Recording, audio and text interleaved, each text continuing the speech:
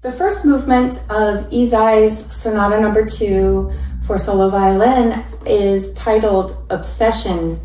There are many ways that obsession plays out in this particular movement.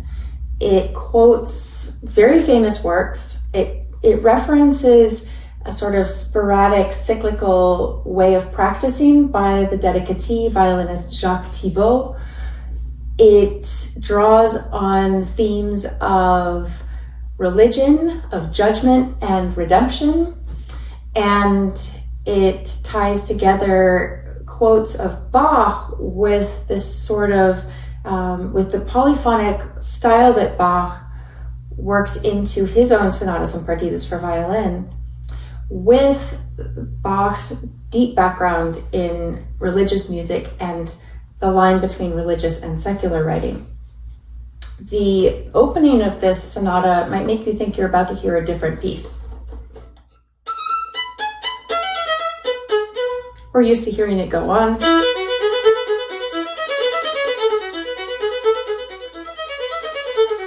In Bach's Partita No. 3, the Preludio, the very beginning of that particular partita. It even ends, the Preludio in Bach ends. So it's a very familiar, almost a pop song of a classical work. What Ysaÿe does is he starts with it, and then what Thibault, the violinist it was written for, would do is he would just go on and practice something else and come back to the theme. So, and then he goes to, and something else. Eventually, Ysaÿe starts working in the theme of Dies Irae, which is a very, very old Latin melody and chant. It's this is the melody you'll recognize.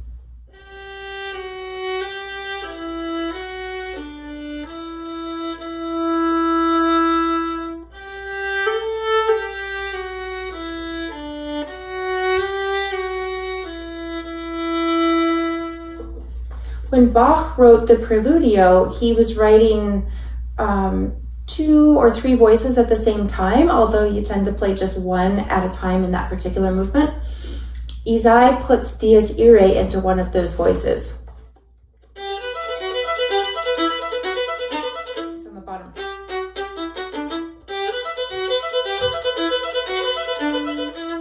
And then it comes to the top. Bottom.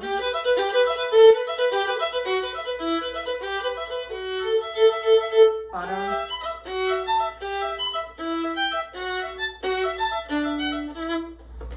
I'm playing it slowly to exaggerate that, but I find it really interesting that Ysaÿe picks Dies Irae, which is from All Souls Day. It's about the Last Judgment. And the redemptive aspect is later in the sonata. There is a moment where I grew up going to Lutheran church, and so I know the hymns. There's a moment where it sounds to me like there is a hymn quoted that's about, it's about resurrection and forgiveness.